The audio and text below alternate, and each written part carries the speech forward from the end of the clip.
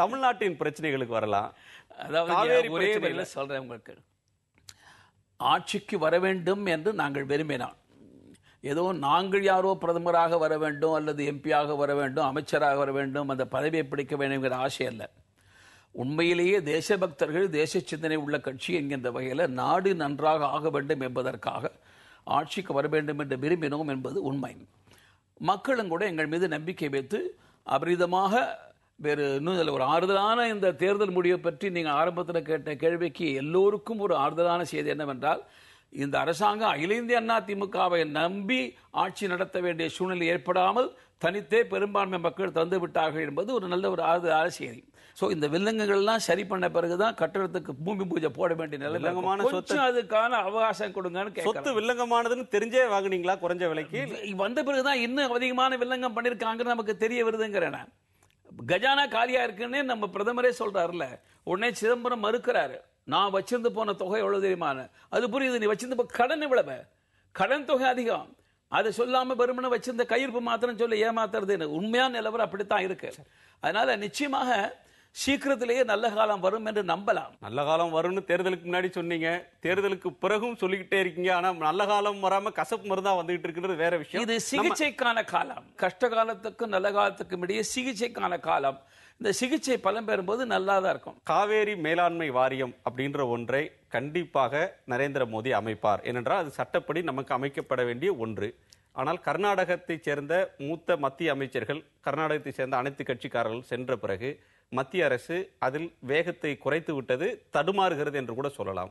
காவேரி பிரச்சனையில காவேரி மேலாண்மை வாரியத்தை அமைப்பதற்கு இந்த அரசு முனைப்பாக செய்யும் நினைக்கிறீங்களா? தமிழக அரசாங்கத்தின் கோரிக்கைக்கு நான் முழுக்க ஆதரவு தெரிவிக்கிறேன். கர்நாடகத்தை சார்ந்தவர்கள் எப்போதுமே அவங்க கட்சி வேறுபாடு இல்லாமல் ஒற்றுமையாக கோரிக்கை எழுப்பியே பழக்கப்பட்டவர்கள் இப்போதும் ஒற்றுமையாக போயிருக்கிறார்கள். இதில் எத்தனை கட்சிகள் வந்தன, அந்த கட்சிகளில் பொறுப்பானவர் யாரு, அது ஒற்றுமையாக வந்தார்களா, ஒரு கட்சி மாத்திரம் வந்ததா என்பதெல்லாம் வைத்து முடிவெடுக்க வேண்டிய விஷயம் அல்ல. பிரச்சனையுடைய நியாயத்தை பார்த்து நிச்சயமாக மத்திய அரசாங்கம் முடிவெடுக்கும். அது எந்த விதமான சந்தேகம் இல்லை. உமாபாரதியுடைய அறிக்கையை நான் படித்து பார்த்த வகையில் நீதிமன்றத்தில் சொல்லியிருக்கிற குறிப்பின்படி நாங்கள் நடந்து கொள்வோம் என்றுதான் அவர்கள் சொல்லியிருக்கிறார்கள். தமிழ்நாடு அரசாங்கத்தின் கோரிக்கை நியாயமானது. தமிழ்நாடு பாரதிய ஜனதா கட்சி முழுக்க முழுக்க அந்த கோரிக்கையை நாங்கள் ஏற்கின்றோம், வரவேற்கின்றோம். நாங்களும் மத்திய அரசாங்கத்திற்கு கட்சி ரீதியாக இந்த விஷயத்தை நாங்கள் வற்புறுத்துவோம். மீனவர் பிரச்சனை நீங்க தொடக்கத்துல சொன்னீங்க, நரேந்திர மோடி அவர்கள் கோரிக்கை வைக்காமலேயே நல்லெண்ண அடிப்படையில் ராஜபக்சே தனக்கு இருந்த அதிகாரத்தை பயன்படுத்தி விடுவித்து விட்டு வந்தார், அவர்களை விடுதலை செய்தார் அப்படின்னு சொன்னீங்க.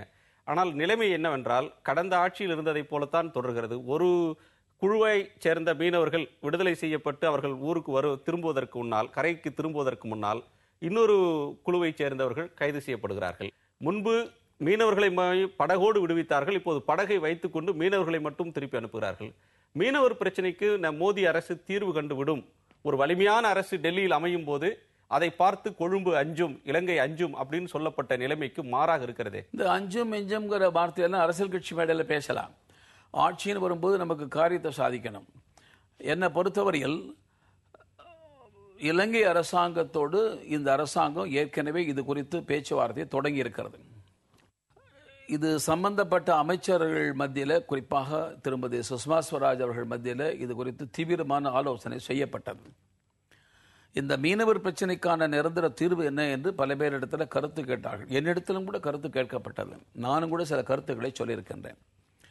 ஆக ஒரு பிரச்சனைக்கான ஒரு தீர்வு என்ன என்பது அநேகமாக விரைவிலேயே கண்டறிந்து அது முன்வைக்கப்படும். அது இலங்கையும் ஏற்றுக்கொள்ளும், இந்திய நாடு ஏற்றுக்கொள்ளும், மீனவர்களுக்கு சாதகமாக இருக்கும். அதாவது அந்த பகுதி முழுவதுமே ஒரு பொதுவான மீன்பிடி பகுதியாக இப்போது அறிவிக்கப்பட்டு இலங்கை சார்ந்த மீனவனும் மீன்பிடிப்பதற்காக, இந்திய நாட்டை சார்ந்த மீனவனும் மீன்பிடிப்பதற்கான அந்த பகுதி. காரணம் என்னவென்றால், இந்த இலங்கைக்கும் பாரத நாட்டுக்கும் இடையே இருக்கின்ற எல்லை பகுதி ஏனைய நாட்டோடு ஒப்பிட்டு பார்க்கும்பொழுது கடல் பகுதி குறைவாக இருக்கிற காரணத்தால் நம்முடைய மீனவர்கள் கடலுடைய ஆழத்திற்கு போனால் மாத்திரமே அவர்களால் அதிகமாக மீன்பிடிக்க இயலும் என்கின்ற காரணத்தினாலும், இன்னும் பல காரணங்கள்லாம் மீனவர்கள் மத்தியிலே இருக்கிற மீன் பிடிப்பதிலே இருக்கிற சில பிரச்சனைகளையும் சொல்கின்றார்கள். ஆனால் இது நாள் வரையில் மத்திய அரசாங்கம் இதை மிக தீவிரமாக கவனத்தில் கொண்டதாக நான் நினைக்கவில்லை. ஆனால் இந்த அரசாங்கம் மிக தீவிரமாக கவனத்தில் கொண்டு அதற்கான முயற்சியில் வேகமாக இறங்கியிருக்கிறது என்பது எனக்கே தெரியும். மிக விரைவிலேயே அதற்கு ஒரு நல்ல சுமூகமான முடிவு வரும் என்பதில் எனக்கு நம்பிக்கை இருக்கிறது. மீனவர்களும் நம்பலாம். கச்சத்தீவு இந்தியாவின் ஒரு பகுதி அல்ல என்று மத்திய அரசாங்கம், காங்கிரஸ் அரசாங்கம் உச்சநீதிமன்றத்தில் சொன்னது. இப்போது பாரதிய ஜனதா கட்சியின் அரசாங்கத்தின் வழக்கறிஞர் கச்சத்தீவில் மீன்பிடிக்க தமிழ்நாட்டு மீனவர்களுக்கு உரிமை இல்லை என்று சொல்கிறது. இந்த காங்கிரஸ் நிலைதான் பாஜகவின் நிலையா இந்த பிரச்சனையில? இந்த கேள்வி கேட்டதற்காக நான் உங்களுக்கு நன்றி சொல்லணும். காரணம், உங்களுடைய கேள்வியின் மூலமாக நான் மக்களுக்கு விளக்கம் சொல்வதற்கு கடமைப்பட்டிருக்கிறேன். நானும் ஊடகங்களில் பார்த்தேன். அது யார் தவறான செய்தி தந்தார்களோ தெரியவில்லை. எல்லா ஊடகங்களும், காட்சி ஊடகங்களும் சரி, எழுத்து ஊடகங்களும் சரி, அச்சு ஊடகங்களும் ஒரு செய்தியை மிக தவறாகவே தலைப்பிட்டு வெளியிட்டிருக்கிறார்கள். கச்சத்தீவில் கடல் பகுதியில் மீன் பிடிப்பதற்கு இந்தியா மீனவர்களுக்கு உரிமை இல்லை, நரேந்திர மோடி அரசாங்கம் முடிவு, நீதிமன்றத்தில் வாக்குமூலம் என்றெல்லாம் தலைப்பிட்டு சொல்லியிருக்கிறார்கள். நான் பதட்டப்பட்டு போனேன். காரணம், எங்களுடைய கொள்கைக்கு எதிரான விஷயம் அது. இது எப்படி சாத்தியமாகவிடும்? ஆய்வு செய்து பார்த்த பிறகுதான் புரிகிறது. ஜனவரி மாதம் தமிழ்நாட்டை சார்ந்த ஒரு தனிநபர் நீதிமன்றத்தில் வழக்கு தொடர்ந்திருக்கிறார். ஜனவரி மாதம் அந்த வழக்கு விவாதத்திற்கு வந்திருக்கிறது, விசாரணைக்கு வந்திருக்கிறது.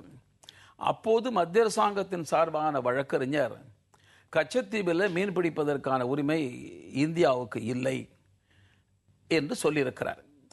அதில் அஃபிடவிட் என்று ஆங்கிலத்தில் சொல்கிறார்கள், ஒரு வாக்குமூலம் என்று சொல்லலாம், அல்லது ஒரு மனு, பதில் மனு கொடுத்திருக்கிறார். அதில் மீன் வலைகளை காயப்போடுவதற்காகவும் மீனவர்கள் ஓய்வு எடுப்பதற்காகவும் அந்தோனி அவருடைய புனித அந்தோனியார் ஆலயத்தில் வழிபாடு செய்வதற்காகவும் மாத்திரமே உரிமைகள் இருக்கின்றன, கடல் பகுதியில் மீன்பிடிப்பதற்கு உரிமை இல்லை என்று இந்திய அரசாங்கத்தின் சார்பாக சொன்னார்கள். இது ஜனவரி மாதம் தந்த பதில் மனு. ஆட்சி மாற்றம் ஏற்பட்ட பிறகு மத்திய அரசாங்கத்தினுடைய மாநிலத்துக்கு பொறுப்பாக இருக்கிற வழக்கறிஞர் அவர் தன் பதவியை ராஜினாமா செய்திருக்கிறார். காரணம், அவர் சென்ற அரசாங்கத்தின் பிரதிநிதி, கொள்கை சொல்பவர். அதற்கு புதிய நபர்கள் நியமிக்கப்படவில்லை. இப்போது நேற்றோ நடைபெற்ற 2 நாட்கள் சமீபத்தில் நடைபெற்ற வழக்கு விசாரணையின் போது மத்திய அரசாங்கத்தின் சார்பாக யாரும் ஆஜராகவில்லை. ஜனவரி மாதமே தந்திருக்கிற அந்த பதில் மனுவை தான் மேற்கோள் காட்டி எவரோ செய்தி சொல்லியிருக்கிறார்கள். இதுதான் மத்திய அரசாங்கத்தின் முடிவு என்று. அது காங்கிரஸ் அரசாங்கத்தின் முடிவு, நிச்சயமாக தவறான முடிவு. ஒரு சின்ன விஷயத்தை புரிந்து கொள்ளுங்கள். என்ன, தமிழ்நாட்டு சார்ந்த மீனவெல்லாம் புத்தி கட்டவனா? மீன் வலையை காய போறதுக்கு உரிமை இருக்கிறதுன்னு சொன்னா இங்க மீனை பிடிச்சிட்டு வலையை காய போடுவா, கச்சத்துக்கு போவான். ஓய்வு எடுப்பதற்கு உரிமை இருக்கிறது, இங்க மீனை பிடிச்சிட்டு ஓய்வு எடுக்க எங்க போவானா? அந்த கச்சத்தீவு கடல் பகுதியிலேயே மீன் பிடித்தவன் தான் வலையை காய போடுவான். அங்கே மீன் பிடிக்கும் போது ஓய்வு எடுக்க வருவா. இந்த வாசகங்களே என்ன காட்டுகிறது? அதுதானே வாதிட வேண்டும் வழக்கறிஞராக இருப்பவர். அதனால நான் இது குறித்து நாளை தினம் டெல்லி போகிறேன். மத்திய சட்ட அமைச்சர் ரவிசங்கர் பிரசாத் அவர்கள் என்னுடைய நல்ல நண்பர். நான் அவரிடத்தில் இந்த குறித்து நான் பேச இருக்கின்றேன் நாளை தினம், நேரம் கிடைக்குமானால். அதனால இது ஒரு தவறான கருத்து. அது பாரதிய ஜனதா கட்சியுடைய கொள்கை அது அல்ல என்பது மாத்திரம் உறுதி. மத்திய அரசாங்கத்தின் கொள்கை என்ன என்பதை அடுத்த விசாரணையில் நிச்சயமாக தெளிவாக நீதிமன்றத்தில் எழுத்து மூலமாக நிச்சயமாக சொல்லும். ஏற்பாட்டுகளை நானும் செய்வேன், முயற்சியை மேற்கொண்டிருக்கின்றேன். நீங்கள் சொன்னது உண்மை.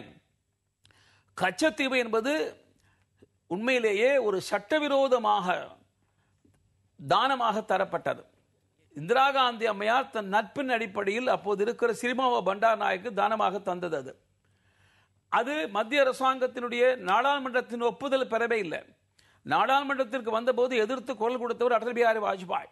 அதன் நகலை கிழித்திருந்தவர் கச்சுவாய், ஜனசங்கத்தின் உறுப்பினர் கச்சுவாய். அதை எதிர்த்து நீதிமன்றத்தில் வழக்கு தொடுத்தவர் ஜனா கிருஷ்ணமூர்த்தி. கச்சத்தீவு விடுப்பதற்காக போராட்டம் நடத்திய கட்சி பாரதிய ஜனசங்கம். அதனுடைய மறு உருவம் தான் பாரதிய ஜனதா கட்சி. அதனால இது கொள்கை ரீதியான பிரச்சனை.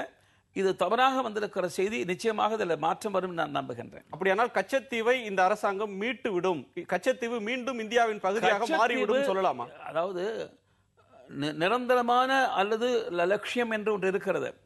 கச்சத்தீவு மீட்கப்பட்டால் மாத்திரம்தான் பிரச்சனைக்கு நிரந்தரமான தீர்வு காணும். காரணம், கச்சத்தீவு மீட்கப்படுமானால் மீனவர்களுக்கு மீன் பிடிக்கின்ற பகுதி அதிகமாகும், எல்லை அதிகமாகும். அதனால் எல்லா பிரச்சனையும் தீர்ந்துவிடும். அதனால இது அரசாங்கம் அணுக வேண்டிய முறை. இது மத்திய அரசாங்கம் எப்படி அணுகப் போகிறது என்பதை பின்னால் வைத்துக் கொள்வோம். உடனடியாக இப்போது தேவை என்னவென்றால், கச்சத்தீவை ஒட்டியிருக்கிற அந்த கடல் பகுதி இருக்கிறது, அந்த மீன் பிடிக்கின்ற பகுதி அது பொதுவான பகுதியாக மீன்பிடி பகுதியாக அறிக்கப்பட்டு இலங்கையிலே வாழக்கூடிய மீனவனும் இந்திய மாணவனும் பொதுவாக மீன் பிடிப்பது அவன் வாழ்க்கைக்காக தானே மீன் பிடிக்க போறான். அவன் சண்டே வர போறான், வெடிகுண்டா எடுத்துன்னு வர போறான். ஆனா இப்பதான் யுத்தம் முடிந்து விட்டதாக அரசாங்கம் அறிவித்து விட்ட பிறகு பாவம் அப்பா மீனவர்கள் மீன் பிடிக்கிறதுல போய் அவனை பிடிக்கிறது, அடிக்கிறது, உதைக்கிறது, சிறை வைக்கிறது, படகு பிடிக்கிறதுங்கிறது எந்த வகையில நியாயமா இருக்க முடியும்? இதுக்கு தீர்வு வர வேண்டும் என்பதுதான் உடனடியாக எங்களுடைய நடவடிக்கையாக இருக்கும். ஆனா இந்த வாசகங்களோடு இருக்கிற அறிக்கை என்பது நிச்சயமாக தவறு, திருத்தப்பட வேண்டாம். என்னுடைய கேள்வி, கச்சத்தீவு இந்த ஆட்சி காலகட்டத்தில் மீட்கப்பட்டு விடும் அப்படின்னு நாம் நம்பலாமா என்பது தெரியாது. மீட்பதற்கான முயற்சி மேற்கொள்ளப்பட வேண்டும் என்பது நான் கோரிக்கையா வைப்பேன். தமிழ்நாட்டில் ஹிந்தி வேண்டும் என்று சொல்லக்கூடிய போராட்டம் வெடிக்கும் அப்படின்னு எச்சரித்திருக்கீங்க.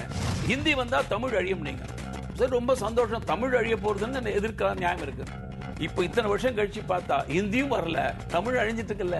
என்னமோ தமிழ்நாட்டு எல்லா இளைஞனுக்கும் நீங்க வேலை கொடுத்துட்ட மாதிரி அவன் காலம்புற அம்மா உணவகத்தில் டிஃபன் சாப்பிட்டுட்டு டாஸ்மாக்ல போய் தண்ணி வாங்கிட்டு இலவசமா அரிசி கொடுத்துட்டு வீட்டை தண்ணி போட்டு பறித்து சுண்டு கிடக்கான்.